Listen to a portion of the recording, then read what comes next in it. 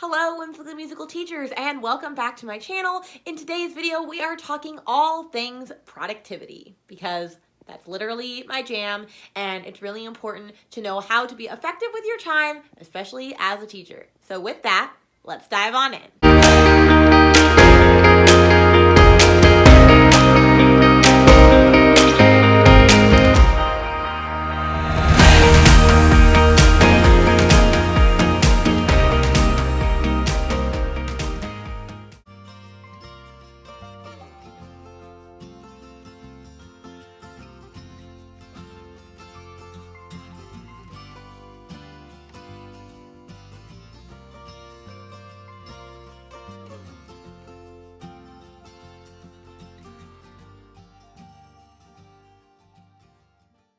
Hey friends, so if you're new here, my name's Rainey Barton and I'm an elementary music teacher for grades K through 5 located in Central Florida. This is my 6th year teaching and I made this YouTube channel just to help music teachers with tips and tricks and just help you better be able to create and inspire active music making within your students and within your classroom. So this is a community full of wonderful music teachers where we're going to share tips and tricks from one another and strategies that work the best for us in our classrooms. So I hope that you stick around. If you're really enjoying what you see, make sure to click the subscribe button or the notification button so that you are able to know when new videos come up.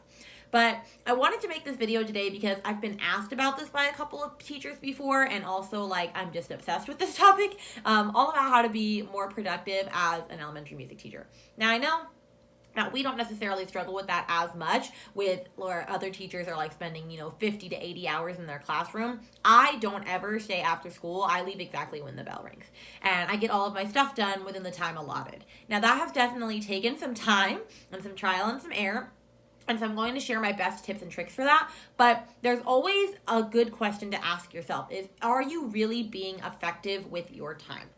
And I know that you know what I'm talking about, where you sit down to start working on something and your mind just goes blank and you don't know what to do next and you have so many things and thoughts swirling in your head that you literally get nothing done when you could have gotten a lot done. So we're going to talk about how to maximize your to-do list, how to actually know what to do and when to do it for your jobs so that you too can leave as soon as the bell rings. So if you're ready to hear more about that, let's get started now. So one of the first things I do when I actually get into my room is I turn on my computer, if it'll turn on. Okay, and then I have my little monitor, and then I actually made it so that when I click on Google Chrome, the first thing that pops up is my Trello board of my running to-do list of everything that I need to get done for everything in my business, my work, my home life, everything. And then from there, I can literally go into the school section and look at what needs to be done this week. And then I even have a specific board that is for my teacher job. But this gives me an idea of what are all the things that are going on at any point in time so that I know what I'm doing with my life. And it's really easy to set that up. I will have a little tutorial on how to do that later, but you can literally have any app that you want pull up when you first come in. And this has been a serious game changer for me so that I have my to-do list all in one place and I'm not having to look at my post-it notes and my phone and everything. It's all right there and it opens up first thing when I get here. Once I've opened up my computer and my internet browser and I see my running to-do list, then I will click onto my next Trello board, which is just my teacher job Trello board. And that is where I store literally everything. One of the best ways that I like to be productive, especially when I'm here in my music room trying to get things done so that I know exactly what to focus on throughout the day, is having specific daily AM tasks, PM tasks, weekly tasks, monthly tasks. And so I keep all of that on a Trello board, which I'm going to show you it in just a second of how I make mine so that you can easily make yours. I'll even give you a little template that you can have in the show notes below.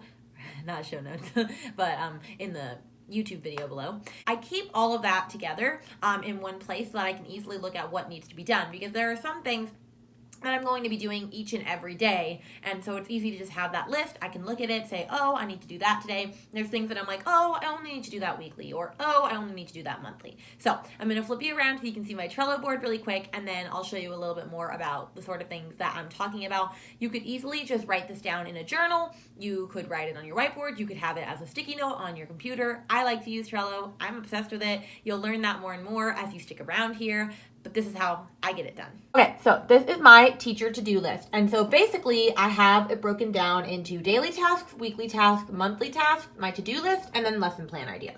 So daily task, I have it as AM here, and these are all things that I have to do when I get here. Turn on my computers, turn on my smartboard, pull up my lessons for each grade level, set up any materials I need for lessons, check my email, set up my iPad. Those are all things that I have to do before the day gets started. And so as I complete each task, I will just move the AM thing instead of having to relabel it all. And then when I get to the bottom, I know I've finished everything I need to for the AM, and I'll just move this right back up to the top when I'm done with that. And then I also have my PM task. So check my email again. Of course, I check my email more than that, but this is just to be a given. I check it twice. Disinfect materials that are used throughout the day and leave them to dry for the next day. Shut down my computers. Input any grades for the day into the iPad, like any participation grades or any exit tickets that I did, because I'll put them in the iPad, and then for the weekly task, I'll actually put them in the grade book. And then I clear my desk before I leave. My weekly task is to plan my lessons, make copies of any materials I need, enter grades weekly, switch out resources needed for lessons. I'm sure there's more things. This is just what I have on there for now. And then monthly task would be to check the faculty calendar and see what's coming up, to clean out my storage closets. I like to do that monthly so that they're not getting too crazy, and then map out my next set of units via my standards. And then I just have my little to-do list of like both teacherpreneur things and also just like teacher things. So there's stuff from like creating new labels for all of my cabinets to like updating my TPT products. So I have everything on there. And then these are just lesson plan ideas, like I said, where I will just throw ideas that I need to add soon to a lesson so that I do not forget. Now, I really love having the daily tasks and the weekly tasks and stuff here, because you know there's going to be days where you're stressed out of your mind and you don't know what to do next, and so you can easily just pull this up and go, oh, I need to do this. And then you have a game plan and you know what needs to get done for the day. So I highly recommend recreating this for yourself. I will leave a copy of this board for you in the YouTube links below if you want to do the same thing as me, but you can easily just write this down, do it wherever you need to, but make sure you have somewhere so you can have this to fall back on. Now, one other thing that has been a serious game changer for me, aside from making my wallpaper, like for example, I have a section for my choir items, for in progress, for things that I'm still working on, for my lesson plans, and then school apps, and then my to-do list. I absolutely love my little wallpaper that I made. Something that I love is having that sticky note there, and I just put any items I want to include in lesson plans within the next couple of weeks when I think of them. Because I know that there are times where you're doing a lesson plan and you're like, oh yeah, I really need to touch on this. Or, oh yeah, I want to bring this lesson back out. And then you forget all about it and you never get to it. So that is where this is. Like for example, that hand, fingers, thumb, and TT thing has been up there for a couple weeks and I keep forgetting to do it. So I need to add that soon. But that's also a great way to be a catch-all for your lesson plans. Now let's talk about to-do lists really quick. Because if you're like me, or you're anything like anybody, people just create this really long to-do list, and then you have things on that to-do list that stay on there forever and ever and ever, and you never end up doing them, and then you go to bed every night feeling defeated because you didn't do any of the tasks that were on your to-do list. I used to be like that. I don't do that anymore. My to-do lists look completely different. Now, I know that you saw on my Trello board that to-do list and it had a bunch of things on it. That is my running to-do list. But then I actually have a to-do list for every day, and it is 3 things on it because that is the greater 3. I like to choose only 3 major things that have to get accomplished every day.